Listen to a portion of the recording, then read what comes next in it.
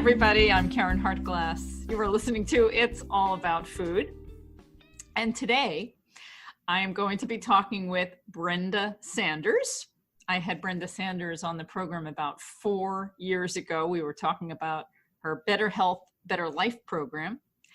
And she's been doing so many wonderful things since then. And we want to hear about it.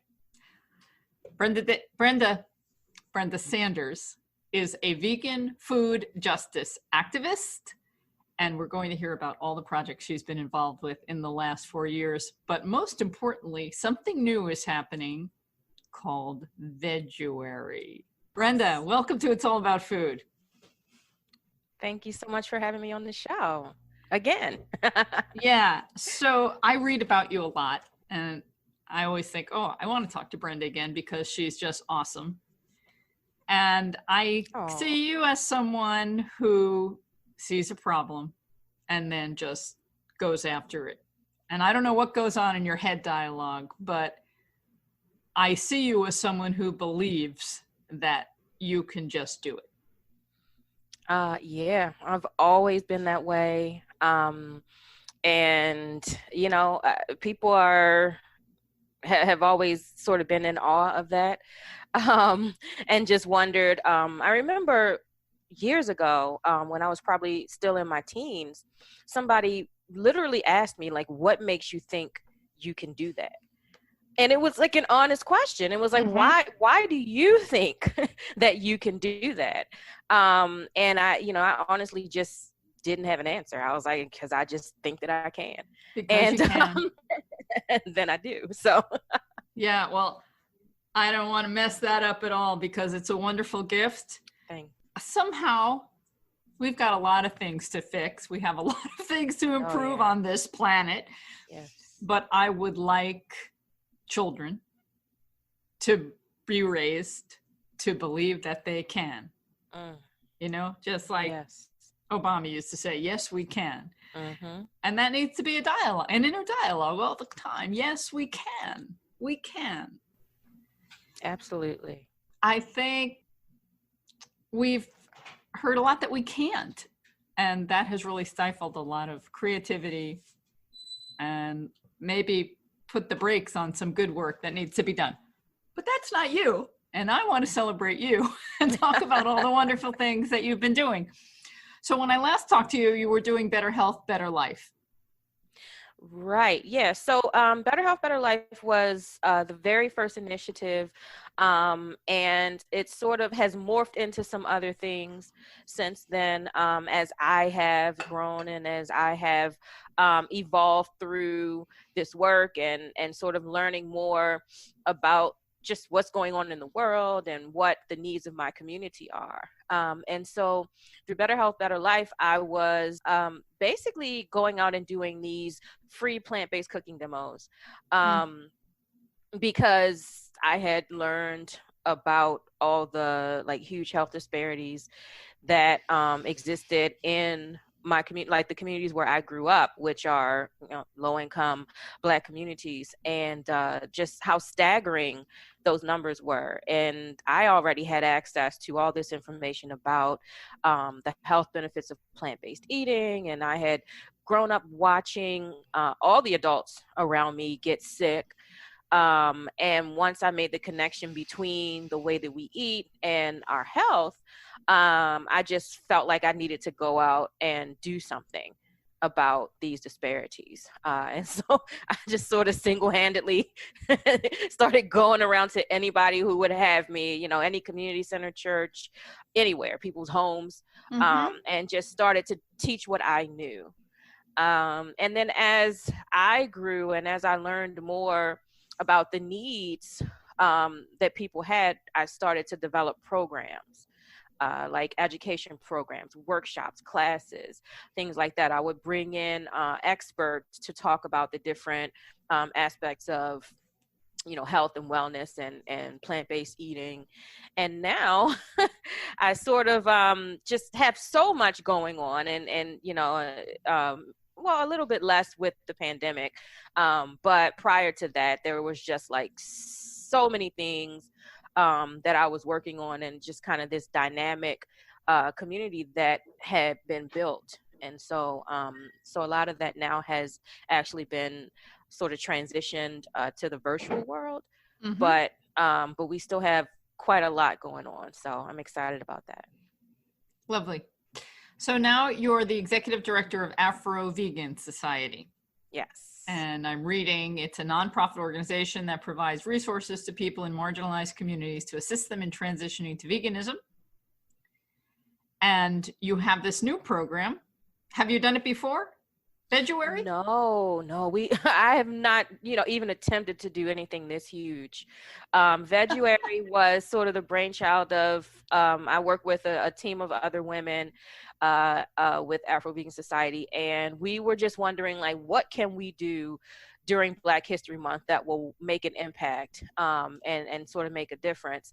And I mean, I've done smaller scale vegan pledges in the past, where we maybe get together once a week and maybe have a presentation or something. But I mean, 28 days straight of just programming and resources and, I have never embarked on anything this big before. So it's pretty exciting. It's been a lot of work and just putting it together.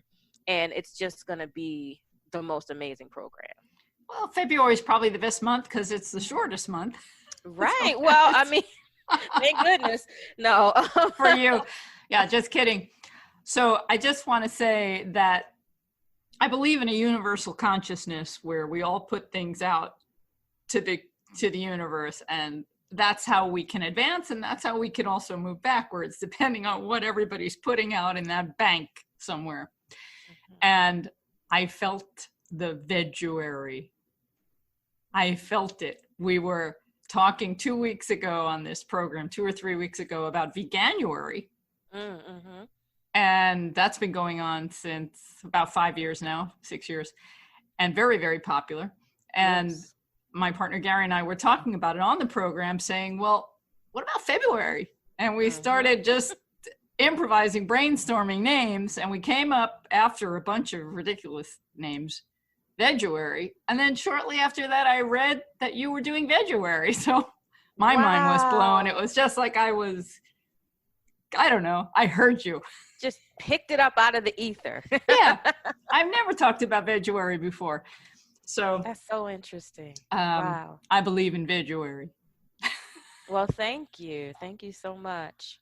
The other thing about a pledge is, I think it was in the 90s when I worked for an organization called EarthSave. We had something called the Veg Pledge, and it was an ongoing thing. And we didn't really provide the support that is so important to keep somebody going in a pledge like this. So I really understand the work because we weren't doing it. Yeah, we had to learn. We had to learn, and it was through that feedback that we got from people, that I've gotten from people over the years, because I reach out and I say, what could we do better? What do we do right?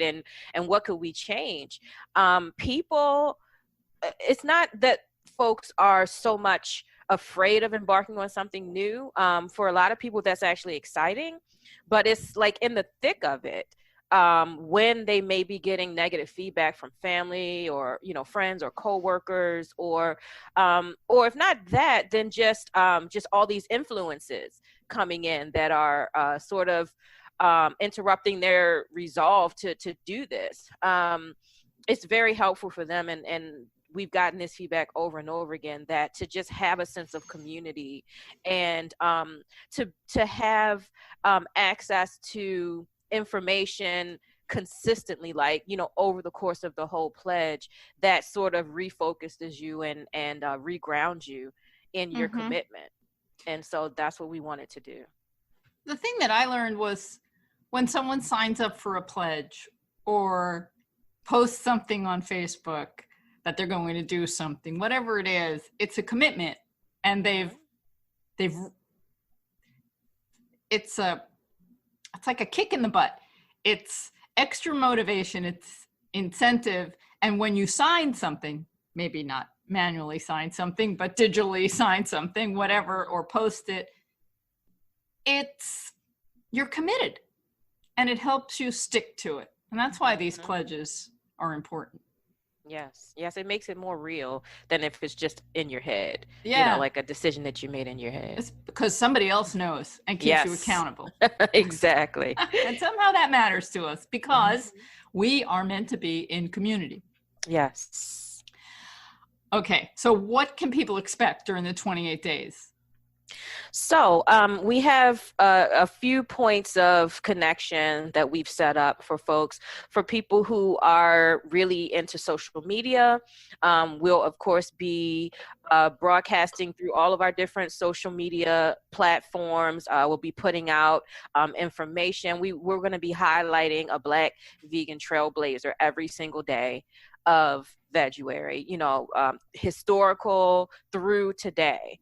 And so that's really, really exciting. And just doing that research has been eye-opening for me. There's lots of stuff that I just didn't know about the history of, plant-based eating and just oneness with everything. Like there's all these different components to veganism that have existed in our community that we just didn't know about. And so we'll be highlighting those kinds of things every single day. For folks who aren't so much into social media, we'll have our online website platform where we'll be engaging with people every single day. So there will be videos, there'll be talks and panel discussions and all kinds of just great stuff every single day. And then we're sending out emails where we engage people in that way and give lots of encouragement and inspiration. So we're just gonna, people are going to be inundated with support and resources and education every single day. So our hope is that nobody will feel left behind and nobody will feel isolated through this process. Beautiful. Well, I'm getting more into history these days. And the interesting thing about history is it depends on who's telling the story. Absolutely. So the history that I've grown up with hasn't necessarily been comprehensive. I'm trying to be diplomatic here. And so I'm learning, and I'm horrified, of course, because this particular country has done some horrible things since it started. Oh, yeah.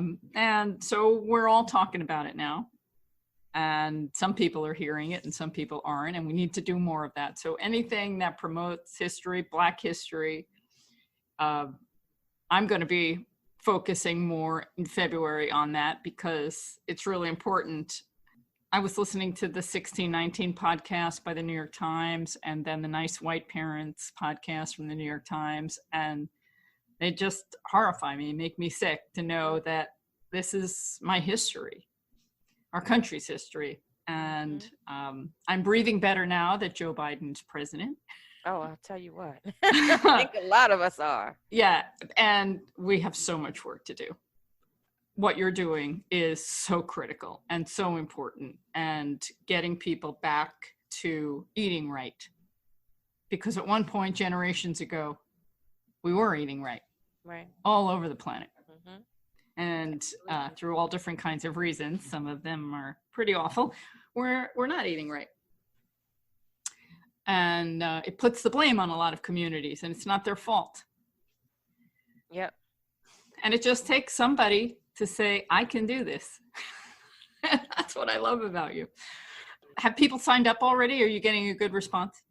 Oh, yeah. We have over 700 people who have registered. We're looking, because of folks like you, lots of media people have been reaching out, which has been amazing. I mean, this has never happened where a program, because, usually most of our coverage is more local. And so, now folks all over the country are interested in this program, and it's so humbling and I'm so grateful to be getting this kind of attention because the more people find out about it, the more people we can help. And so I've just been so grateful for the folks who have reached out and said, yeah, this sounds really interesting, tell me more. So, 700 and counting. It's a rolling registration. So, people are welcome to come in on day 27, day 28. We just want to connect. Right. Sure. And so, and then all of this information, all of these, 20 plus people, activists, just dynamic individuals who we are going to be speaking with and highlighting through panel discussions and talks and Q&As and interviews. All of that content will be made available, of course, once the pledge is over. So it'll just be out there. Oh, good. For anybody. Very good. So you'll probably have over 1,000 this year. Oh, I mean, that's our goal. Yeah. And then maybe 10,000 next year. Well, this Veguary is here to stay. So we plan to just keep expanding and keep growing every single year forever. I think it's a really good fit for Black History Month. Thank you. It really is, because health and nutrition is such an important part. I learned that when the slaves were freed in this country, they were given nothing. Absolutely. Nothing. People took away their lives, their livelihoods, their families, brought them here to work, and then actually the slave owners were given money. The slave owners were given compensation for having to get rid of their, enslaved humans. So this country. And then to hear about how they had no access to healthcare or really good healthcare, and I'm just so in awe now to see the amazing progress that has happened for the Black people on their own because of people like you saying, I can do this. I think it's incredible. Oh, well, really. And I think democracy is only as good as it is because of it, because of this work. And like I said, we have so much more to do. Oh my goodness. Yeah. I try to just sort of, I had to end up just super focusing on what I can do, because at a certain point a couple years ago, I just started to really expand. I started to educate myself about lots of other stuff. And I mean, everything from like human trafficking to sweatshops. I was just all over the place. And it just got to a point where I was like, I have to fix that. Oh, and I have to fix this. And and it just is impossible. And thankfully there are people in all those different struggles and fights who are just as passionate as me, and are determined to make a difference in whatever way that they can. But I had to like really, really focus on what I feel called to do. So well, it's a good thing, because you could have really done some damage to yourself. Oh, just even psychologically. I mean, just it just started to get so heavy. Yeah, because it almost felt like it never, ever, ever ends. There's no bottom to like the horrible things that are going on the planet right now. Yeah, and so that just became so dark, and it was such a dark time for me. There was a whole 6-month period where I felt like maybe I just had to stop altogether. Because I just felt so crushed and like so hollowed out from just knowing so much. And so I had to like sort of pull back and pull myself back in a bit. You are not alone. Yeah. You are not alone with that. And pulling back is important, especially pulling back on history, which I have to remind myself to do all the time, and say we have really gotten better. Yeah. And things have. Yeah. In a lot of ways, we have new problems that, we never could have conceived of 100 years ago, like the prison industrial complex, right? And so, it's just kind of like one thing sort of got swapped out for another thing. So I think we need to be more mindful moving forward into the future of like, what are we creating right now? What are we allowing to be created around us? right now, and maybe head some things off that may have developed into something, while we weren't paying attention. Mm-hmm. So I don't know, with new, with the evolution of technology comes all these new opportunities for either, good stuff or really bad stuff, That's right? right. So, both directions. Yeah. Now, you were the co-creator of the Vegan SoulFest. Yeah. Can you tell us about that, and is it going to continue? Oh my goodness. So Vegan SoulFest is the brainchild of Naja Wright Brown and myself. She is the owner of a very successful vegan bistro here in Baltimore, as well as the executive director of another organization called the Black Vegetarian Society of Maryland. And so she and I have very similar ideas. We have very similar goals. And so we kind of came together and we're like, well, what can we contribute together to our community that would help to disseminate this information on a large scale in a way that people will enjoy and want to come back year after year. Of course, a festival was the answer. I mean, everybody loves festivals. And so Vegan SoulFest was born, and lots of people told us, like, don't do it. Nobody's gonna, go to that. Like, why would you aim this kind of information at our community? Like, we won't care about it. And that couldn't have been further from the truth.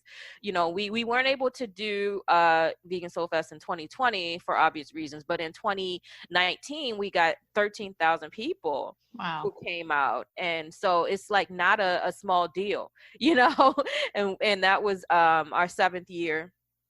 And so, yes, we absolutely plan to bring Vegan SoulFest back.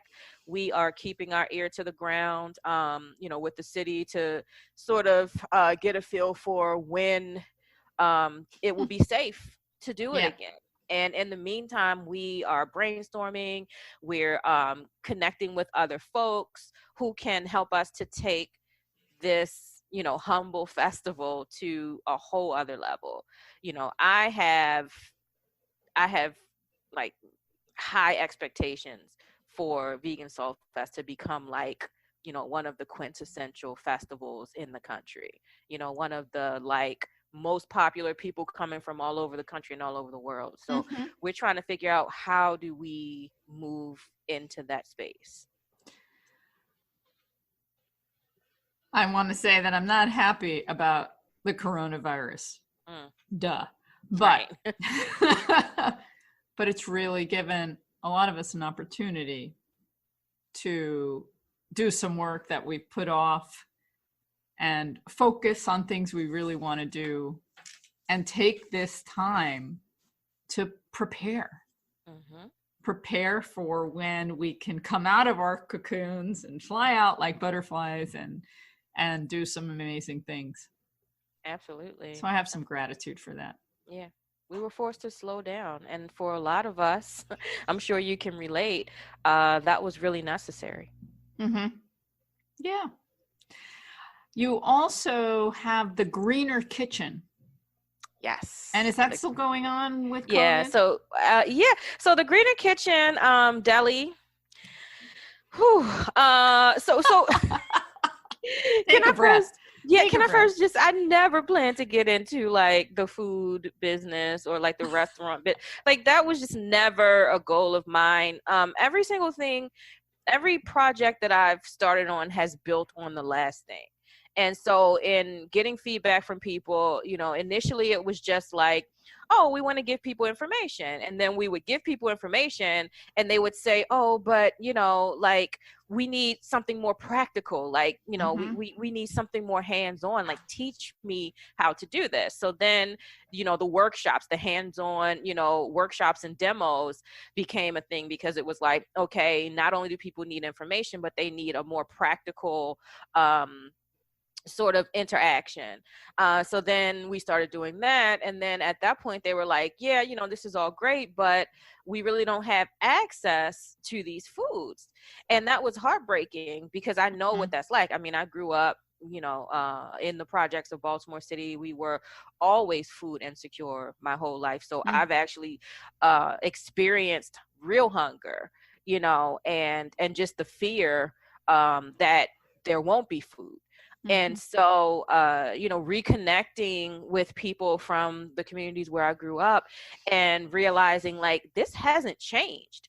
Like this same situation I grew up in and so many other kids grew up in is still the exact same.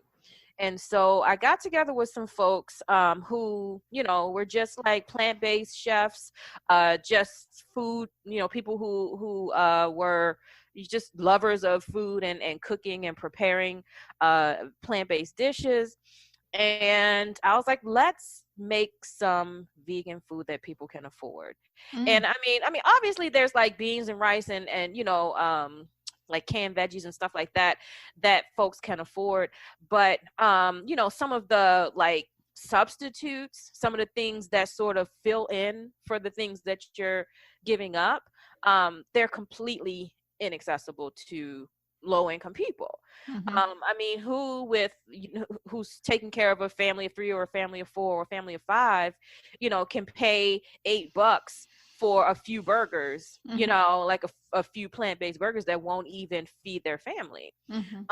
And so like where the plant-based food industry is just exploding, and it's a great thing for people who eat this way, who can afford all these amazing products. I mean, just the veggie shrimp and the this and the steak and the all these things. And now the fast food restaurants even are carrying plant-based foods.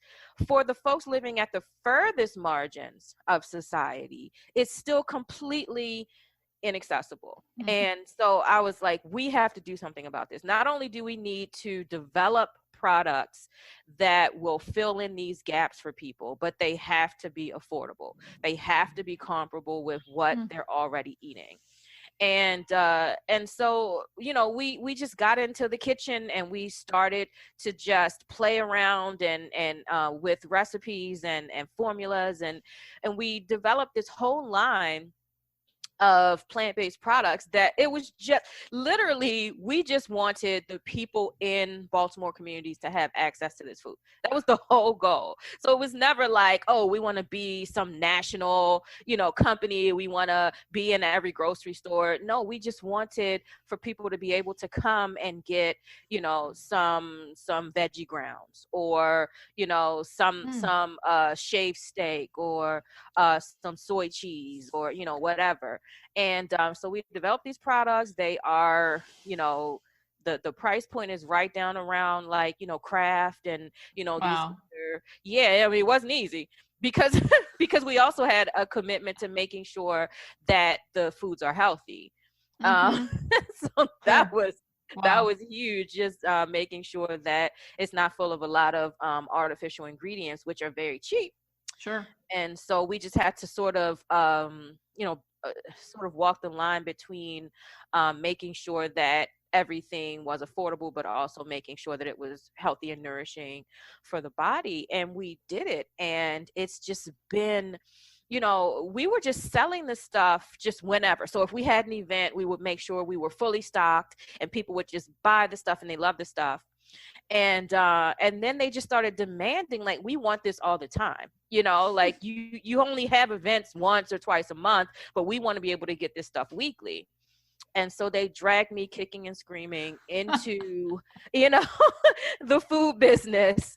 And so we opened up the Greener Kitchen, so we have like a hot food side where we actually make the cheesesteaks and the pulled barbecue and, the fried chicken, all these things, and people can come in and get it prepared.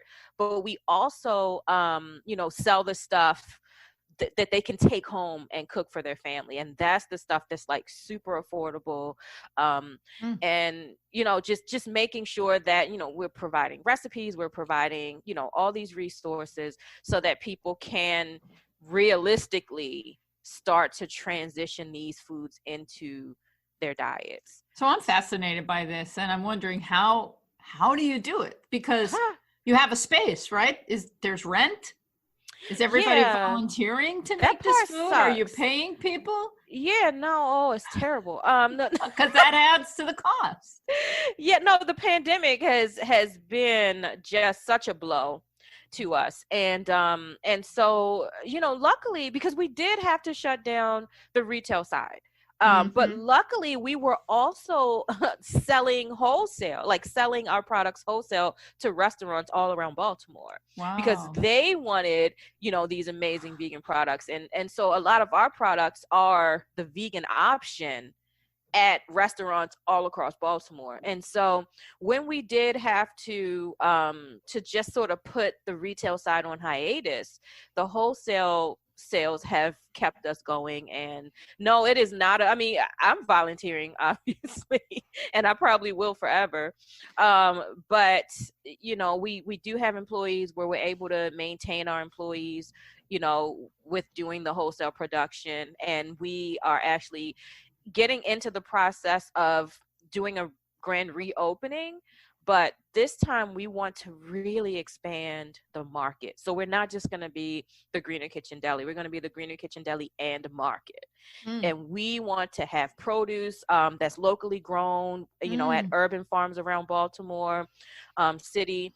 We want to have, you know, locally made products by, you know, vegan artisans and folks who just want to sell their stuff locally. We want to make our space available for that, and we want to expand on the products that we currently make and make sure that, again, we're plugging in the holes where there's a need, so that folks from the community or even from outside the community can come in, do all their grocery shopping at the Greener Kitchen, and then leave and have everything that they need.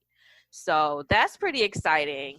It's very exciting. You said you don't envision it as something going national or big, or maybe you do somewhere inside, but it's important to know how big you can go, because when you get bigger, it becomes more complicated. But I hope many people see what you're doing and want to duplicate or replicate your model, because it's important in every community to have something like this: locally grown food, vegan food, healthier plant meats and plant cheeses. Yeah, it would be amazing. Everything that we do, we try to make reproducible. Because, and we don't know if we're going to be the ones to take it to the next city, but we're hoping that somebody will be able to look at the model that we create and then reproduce that. And so we've tried to just streamline everything that we do it in the way that makes the most sense, that is the least complicated. And then we're hoping that, I mean, and we're not, the thing is, everything we're doing is so local that people really don't know. Like it's always one of those situations where it's like, if you know, you know, but like so many people don't. And because I spend so much time doing the actual work, I'm not like out there being the face of this. I'm not out there like wheeling and dealing and, you know, like networking and marketing. And I've been told, like, you have to. And so I've been thinking about that as well. Now, that's definitely one of the things that I've had a chance to think about while on lockdown. It's just like, how can I do more of that? Because it's not in my nature. It's not in my nature to be out, you know, at the forefront. I'm more like a background worker, but it's just necessary. Yeah, we talk a lot about marketing, and a lot of marketing is very evil. So there's like a bad connotation that goes with it. Yeah. And for the people that are doing good, or for artists that want to promote their work, they have to know how to market themselves. And it's a difficult thing, because the good folks, I think, are kind of humble about what they're doing and genuine about what they're doing, and don't look at how much can I profit from this. And that's where the power and the evil kind of come in and make marketing kind of ugly. But this is the world we live in, and it's important to do some marketing. So I Yeah, hope you get some help in that department. Thank you. Please, I would love some help and some folks to come in with some expertise in that department. Yeah, well, as Veguary gets more popular, there'll be people that want to help, and hopefully they can come and fill the gaps. Yes. Yeah. Okay, so one last question. I'm just curious. How did you get to be you? How did you learn about veganism? How did you get so smart and so inspired? Wow, it's been such a long, complicated, I don't know. So there were so many stages. I started out just trying to figure out who I was and why I existed, because I mean, I had a hard childhood. And it kind of got to a point where I was wondering, like, if the world is so bad, you know, because that was how I was seeing it, you know, through my own lens, then what is the point?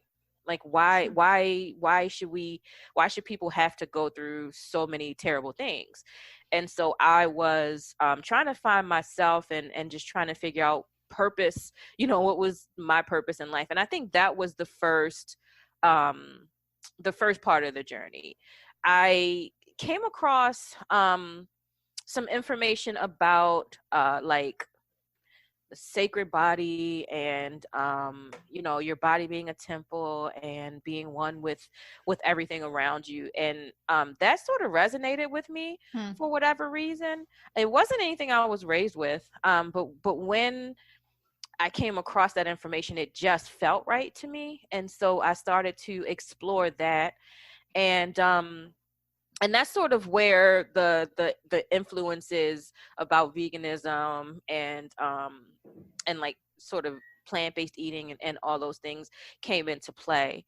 And then I explored that for years before I came across this information from this study that was, and this was about 10 years ago. So I've been vegan for about 23 years. So I was already sort of living this life in isolation, more so, because it was just like a choice that I was making, but nobody around me really got it.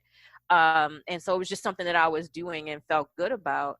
And then I found out about this study done by Johns Hopkins that compared two communities in Baltimore. One was a affluent white community. The other one was a low-income Black community. And the two communities are basically side by side and just separated by a main road. And they studied the two to find out why there were these huge disparities in health outcomes. And the conclusion that they came to was it was the diets. And nobody was expecting that. They thought that all these other, you know, like factors would have come into play in a much bigger way, like, you know, economics and, you know, stress levels and all these things. And it really, really came out to what foods they had access to.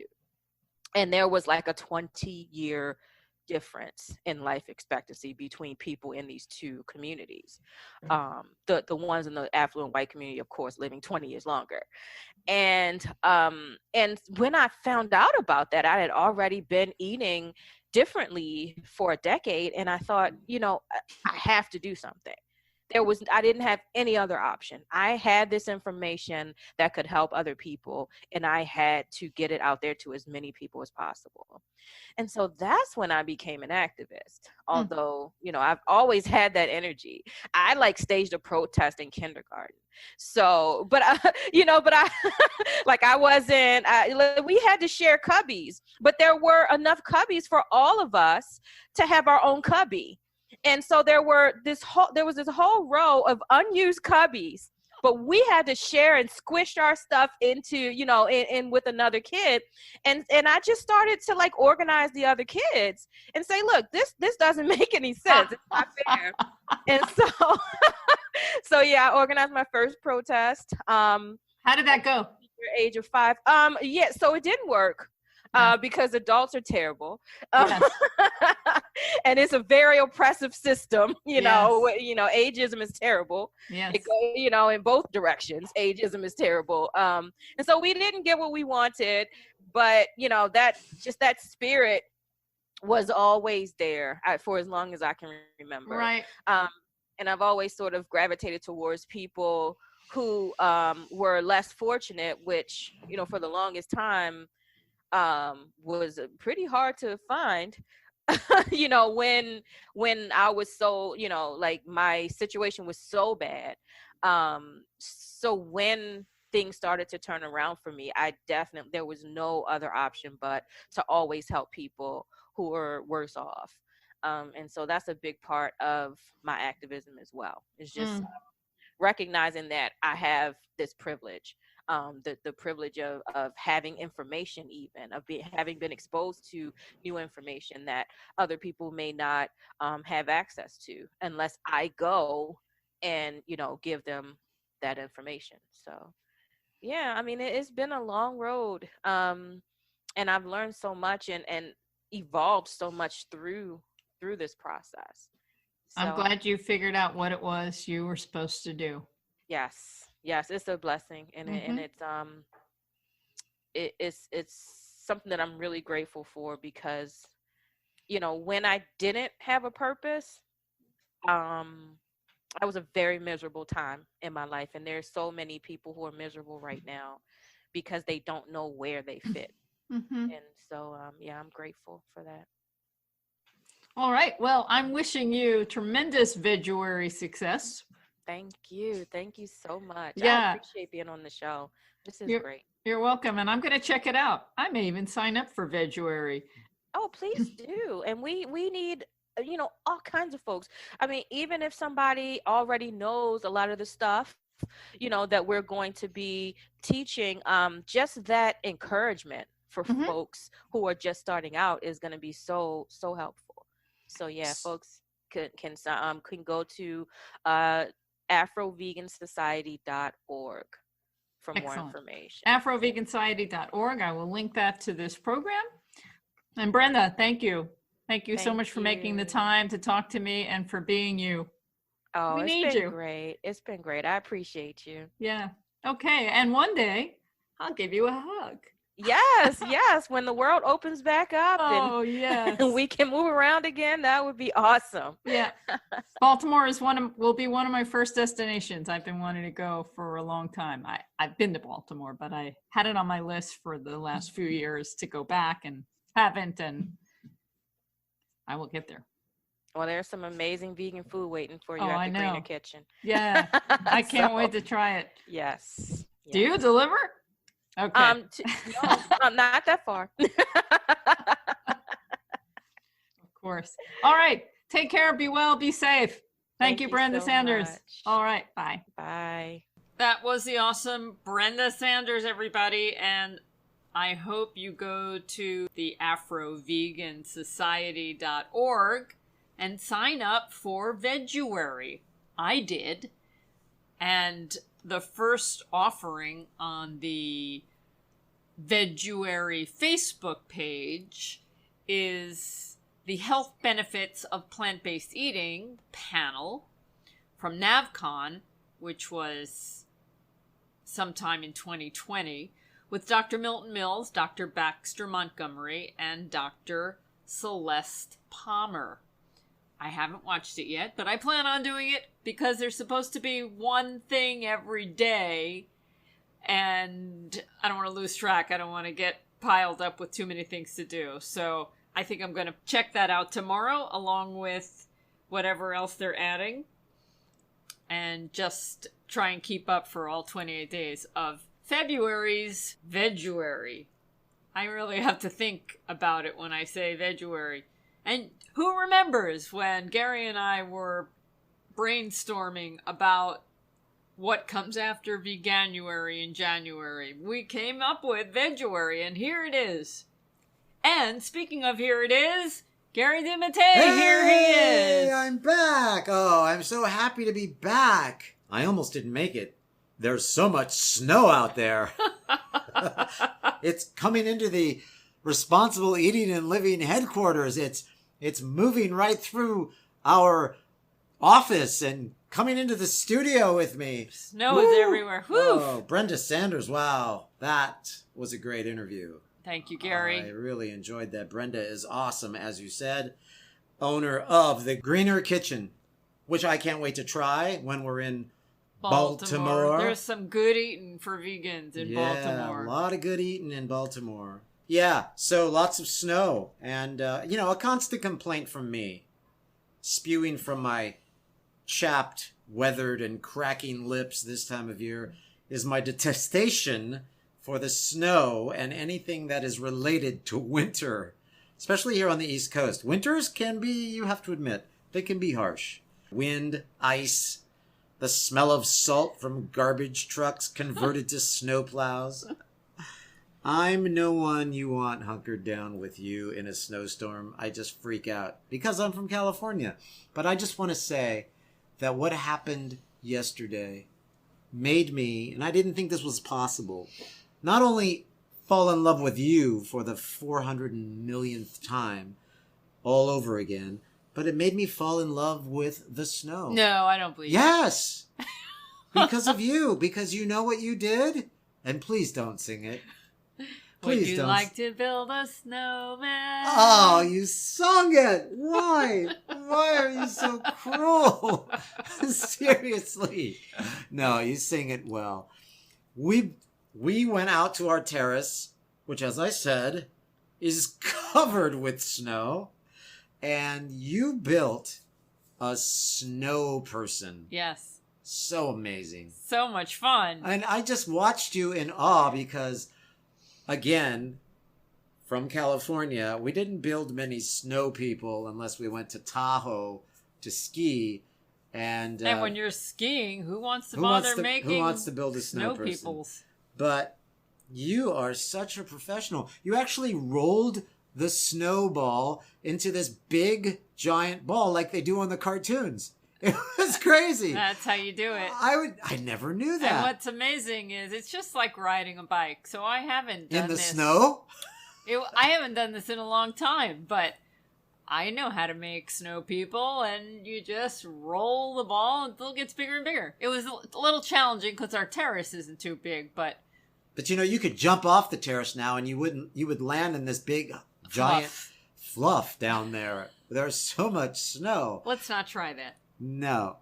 Well, I just want to say thank you for handling my aversion to winter so wonderfully, and I apologize for not liking winter all those years back, but now because of your amazing snow sculpting abilities, I am now in love with winter here on the East Coast. I hope it snows for 90 days.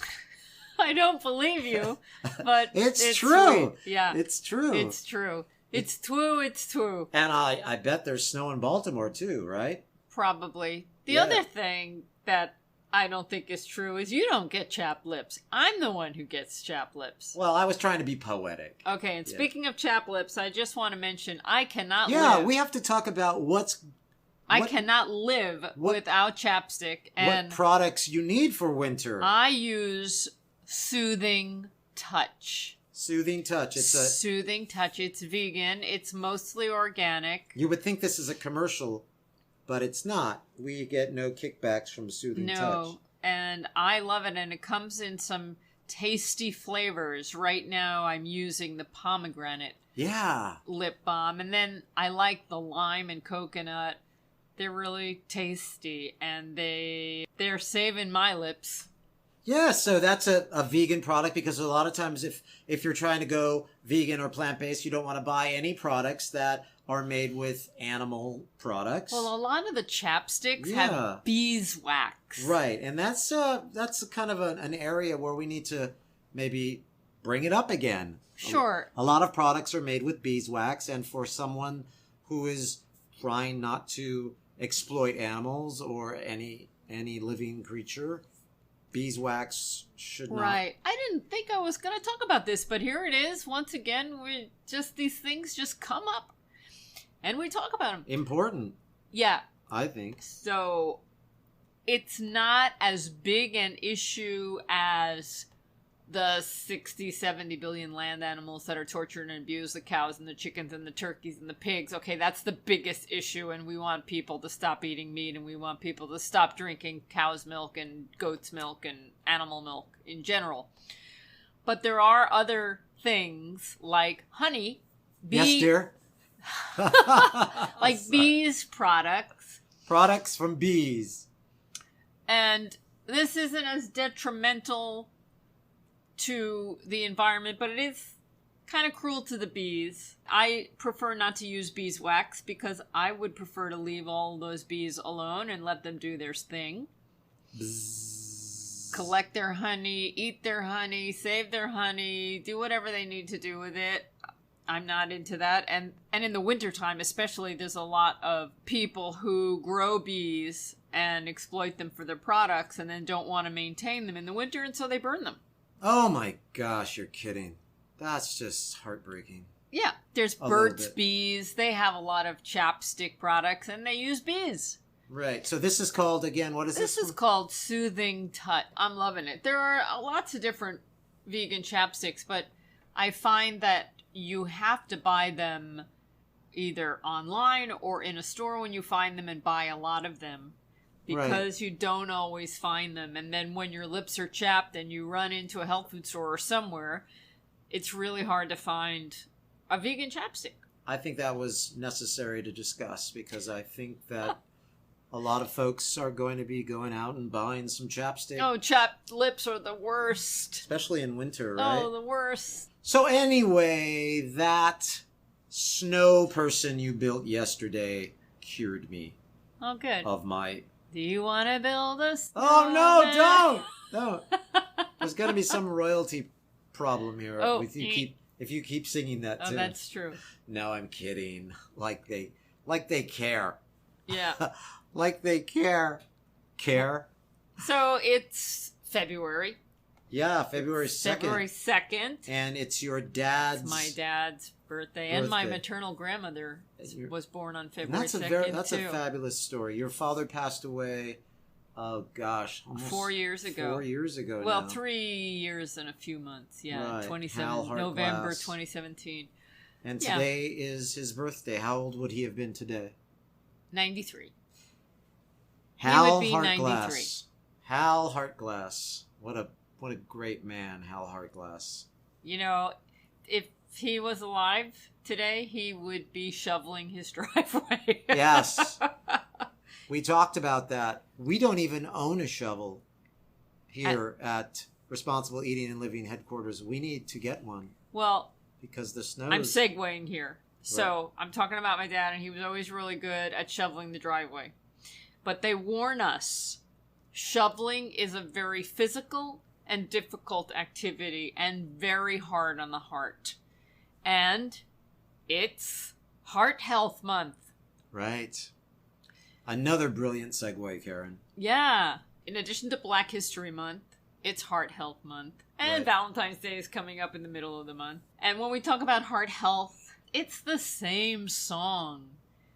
The best thing for a healthy heart, whole food plant diet, organic food, getting good rest, trying to minimize your stress and anxiety, which I know, folks, that's like the hardest thing right now in COVID times. Yes, truly. You're absolutely right. So what are some of the things folks can do to keep their heart healthy? Adopt a plant-based diet. Also, in addition to that, exercise. But shoveling snow... You can overdo it right. in a short amount of time. So you have need to be work really your careful. way up to shoveling snow. So, right? Yeah. It's not like the thing you want to do sitting around and then for the first snow, get up and say, well, now I'm going to go out there and get my exercise. No, because that's not a good idea. A shock to your system. Yeah. Work your way up to it. Maybe around October, start working out a little bit each day. Maybe pull that snow shovel out and just use it to exercise with. Just a moment about exercise. A lot of people aren't going to the gym. We're stuck at home. Some people are going to the gym now, but we've been exercising at home now for almost a year. So what exercises are you doing, Gary? You know what? I do a 1 hour routine every day mixed with yoga and ballet bar. Now, my version of a ballet bar is not the ballet bar that you would find on a YouTube. I do my own version of a ballet bar. And I do mountain climbers. Mountain climbers are, I find, a really wonderful... They work a lot of the body, and it's cardio and strength and everything. Right, and something that you like, it's stress testing kind of exercise. I'm working really hard and then resting, and then working really hard and then resting, and then working really hard and then resting. It's good for your heart. All exercises, yeah. Because it's Heart Month. I am into doing leg lunges, and I'm not even sure what the official name of all of these exercises are, but I have my yoga mat, and I step forward with one leg, and the other leg goes to its knee. So the forward leg is perpendicular and the other leg is on its knee, and then I stand up and I use the opposite leg, and then I back up on my mat and I continue to do them. And I do 30 or 40 pairs of these. And I remember learning how to do this a long time ago. It was with Doug Graham. Who knows Doug Graham, author of 80-10-10, the raw food guru?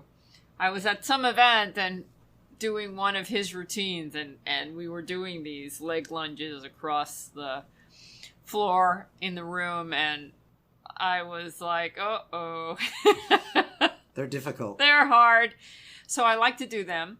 But you're also a monster with sit-ups. You do a ton of sit-ups. Yeah, I did 75 today. Wow. But I did the kind where, how do you describe this? I didn't have my hands behind my head. I had my arms in front of me and my knees bent and going up like that. Really difficult. We both work out every day, so I think we could handle shoveling some snow. Well, fortunately, we don't have to. I don't know. I went out and looked at that terrace. Oh, you think we need to shovel snow on our terrace? It might be kind of fun, actually. My real point here is I think we're going to have to dig out the car. Oh, that's true. And I think we're going to need a snow Something shovel to for do that, yeah. Yeah. Well, thanks for helping me build a snowman. Yeah. Don't do that anymore. Okay, everybody, I want to thank you for listening, and I hope you sign up for the Veguary. Even if you're vegan already, just participate, and you'll learn a lot. And if you have any comments and questions, I love them. We love them. info@realmeals.org. Next week, who do you have on the program, Karen? Right, next week we're going to be talking about vanilla. I thought that was going to be this week, but I decided to move it to next week. I'm talking with the author, Rosa Abreu-Runkel. We need to get some vanilla beans. I've never worked with vanilla bean, only extract. It's a lot of fun to play around with. Yeah, so we'll have to get some of that. Well, I'm looking forward to that interview, but I really enjoyed today's, and I'm looking forward to getting out to Baltimore and going over to Brenda Sanders' Greener Kitchen. Very good. Well, thanks for joining us, everybody, and I hope you're staying warm if it's cold outside, and I hope you're staying cool if it's warm outside. Ooh, where is it warm outside? Yeah, it is in some places. Really? Let's go there. Okay, let's go there. All right. Hey, everybody. Have a delicious week.